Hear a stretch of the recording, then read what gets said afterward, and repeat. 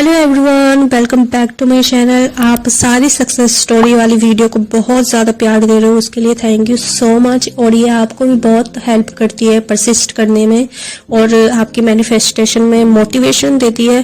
तो ज़रूर success story सुना करो, इससे आपको बहुत ज़्यादा मोटिवेशन मिलता है।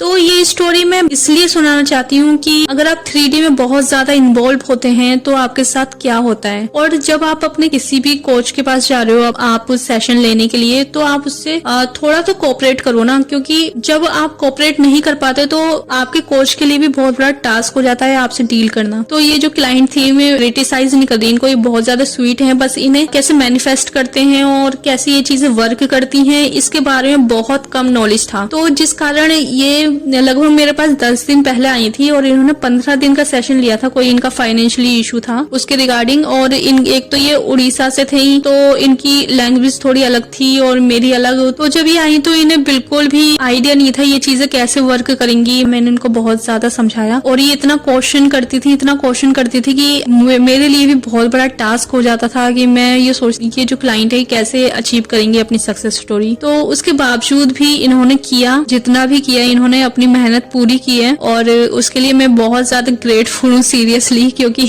जब ऐसा कोई बच्चा होता है ना कि एक मतलब क्लास में बहुत सारे स्टूडेंट है बट कुछ बच्चे होते हैं जो जिनका क्लास में बिल्कुल भी ध्यान नहीं लगता, तो उसको स्टडी में लाना बहुत ज्यादा बड़ा टास्क हो जाता है अपने लिए भी। तो ये उस टाइप का बच्चा थी मेरे जितने भी क्लाइंट हैं उनमें, कि बिल्कुल आप समझ ही नहीं पा रहे हो कि आपका कोच क्या कह रहा है और आप उन पे ध्यान ही नहीं दे रहे हो उनकी बातों पर। तो कभी कभी मैं इन्हें डांटती थी, कभी इन्हें समझाती थी। इनको मैंने बहुत ज्यादा ठोक ठाक के इन्हें बिल्कुल मैनिफेस्ट तो करवा दिया ही, इतना भी। फिर भी 3D में बहुत ज्यादा इन्वॉल्व है। जब ये शुरू में आई थी मेरे पास तो इन्होंने कहा था कि मेरा जो SP है वो मेरे से बात भी नहीं करता और मतलब उसने हर जगह से मुझे ब्लॉक कर रखा है, व्हाट्सएप से एंड इंस्टा से, और उसने नंबर भी मेरा ब्लॉक कर रखा है हर जगह से। तो मैंने कहा कि आप मैसेज करना बंद कर दो, क्योंकि जब मेरे पास कोई ऐसा क्लाइंट आता है ना कि उसके पास उसने पूरी कोशिश कर ली है 3D में, कि उसने मेहनत कर ली है, मैसेज कॉल सब कुछ करके देख लिया है और अब भी कोई रिजल्ट ही नहीं आ रहा, तो मैं उसको कह देती हूँ अब आपको कुछ करने की जरूरत नहीं है अपनी तरफ से, अब वो आएगा, खुद आएगा चल के। और 100% मैं लिखवा के कहती हूँ कि वो आना ही है अगर आपने ये काम कर लिया तो। ये जो बच्ची थी, मैं बच्ची बोलूंगी, ये जो बच्ची है ना ये बहुत ज्यादा 3D में इन्वॉल्व थी कि यार वो कैसे आएगा और मुझे तो बिल्कुल समझ में नहीं आता, वो नहीं आएगा, ये वो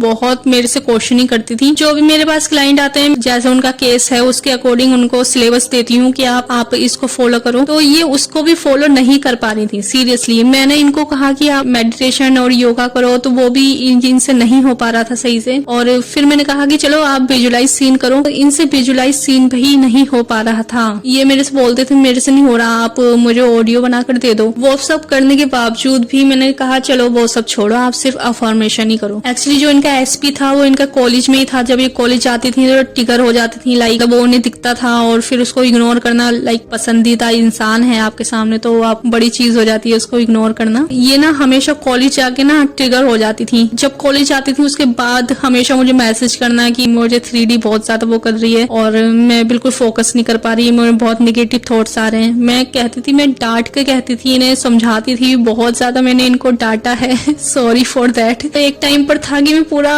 भर चुकी थी कि मैंने इनके जो रिपीटेड मैसेज थे सेम वही कि वो ये कह रहा है तो उसका मैं बिल्कुल, तो एक टाइम पर मैंने इनका मैसेज बिल्कुल देखना बंद कर दिया था। इन्होंने 4-5 मैसेज सेम वही रिपीटेड मैसेज करती थी ना, तो वो चीज मैसेज मैंने इनको रिप्लाई देना बंद कर दिया था। मैंने कहा कि अब आपको जो करना है करिए आप अपनी मर्जी का, ओके। उसके बाद क्या होता है, ये इनका परसों मेरे पास मैसेज आता है रात के टाइम। एक्चुअली जो भी स्टोरी होती है मैं व्हाट्सएप चैनल पे डाल देती हूँ उसे, तो आप व्हाट्सएप चैनल ज्वाइन कर लेना, क्योंकि बहुत सारी चीजें होती हैं तो मैं वीडियो नहीं बना पाती एकदम। तो जो भी चीज होती है मैं एकदम व्हाट्सएप चैनल पे डाल देती हूँ, जो भी अपडेट होती है। इन्होंने कहा कि उसका मैसेज आ गया है बहुत टाइम बाद, मैसेज नहीं उसका कॉल आया था, क्योंकि 2 दिन पुरानी स्टोरी है तो मैं थोड़ी चीज भूल गई हूँ। तो इन्होंने कहा कि उसका कॉल आ गया है मुझे और मैं बहुत ज्यादा खुश हूँ। तो आई वॉज टोटली शॉक्ड, मैं बहुत ज्यादा मैं शॉक्ड थी कि यार ये इतना 3D में इन्वॉल्व इंसान, इतना निगेटिव इंसान जब ये चीज मैनिफेस्ट कर सकता है तो आप क्यों नहीं कर सकते। जब इनकी उससे बात हुई तो जब उसने शादी के लिए कहा तो उसने कुछ डिमांड रखी अपनी, जो 3D वर्ल्ड के लोग रखते हैं। तो जब वो एसपी से इनकी बात हुई तो उसने थोड़ी डिमांड रखी अपनी कुछ शादी से रिलेटेड। वो सारी चीजें इसलिए होती हैं अगर आप बहुत ज्यादा 3D में इन्वॉल्व हो, आप दुनियादारी देखते हो कि मेरे पड़ोस में क्या हुआ, कैसे शादी हुई, उसने क्या डिमांड करी, तो वही चीज हमारे माइंड में छा जाती है। लाइक कि लड़की हो तो मैं तो ये चीज करनी ही पड़ेगी, और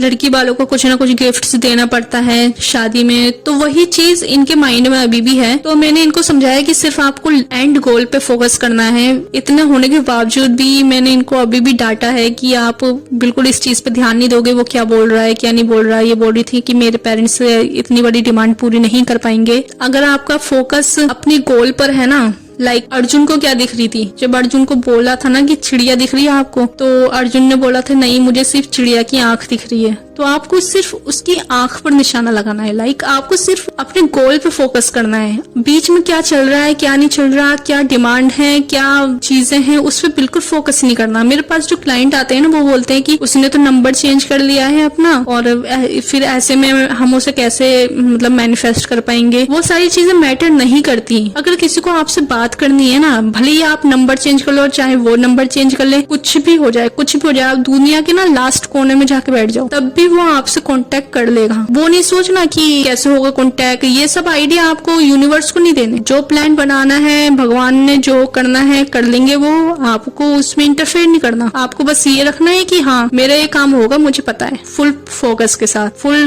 ट्रस्ट के साथ। ये केस मुझे बताना बहुत ज्यादा इंपॉर्टेंट था, क्योंकि जब आप किसी से कोचिंग लेने जा रहे हो ना, तो आपको टोटली ट्रस्ट होना चाहिए अपने कोच पर कि आप जो वो कहे ना वो मुझे करना है, आंख मीच कर करना है, कैसे भी करना है, मुझे करना है। क्योंकि आपका जो केस है ना वो एक केस होता है, ठीक है। जो कोच होता है ना आपका, वो आपके जैसे बहुत सारे केस डील कर चुका होता है, ठीक है। आपकी कोई प्रॉब्लम नहीं होती, मतलब आपके पर्सन ने ब्लॉक कर दिया या फिर कुछ कर दिया, ये कोई प्रॉब्लम नहीं है। 10-10 साल पुराने एसपी भी आ जाते हैं अगर आप ठीक से परसिस्ट कर रहे हो, ठीक से अपने कोच की बात मान रहे हो, ठीक से लॉ ऑफ अजम्पशन फॉलो कर रहे हो, तो वो चीज होती है। लेकिन फर्क इतना है कि हम 3D में इतने इन्वॉल्व हो जाते हैं ना, हम भूल ही जाते हैं हमारी क्या मैनिफेस्टेशन है और हमारे जो टीचर हैं वो क्या बोल रहे हैं, हम बिल्कुल भूल जाते हैं ये सब। तो ये बस इसलिए बताया मैंने क्योंकि अभी भी कुछ क्लाइंट्स हैं मेरे जो बहुत ज्यादा डाउट में रहते हैं। जितना आप डाउट करोगे ना उतना ही डिले करोगे अपनी मैनिफेस्टेशन, क्योंकि जो करने वाला होता है ना इंसान, वो 3 दिन में कर लेता है। और जो 3D में देखेगा ना, लाइक वो अभी क्या सोच रही होगी, वो अभी क्या सोच रहा होगा, मेरे को देख रहा होगा, या उसने मेरी डीपी चेक करी तो मुझे कैसा फील होगा। तो ऐसे क्वेश्चन भी आते हैं मेरे पास।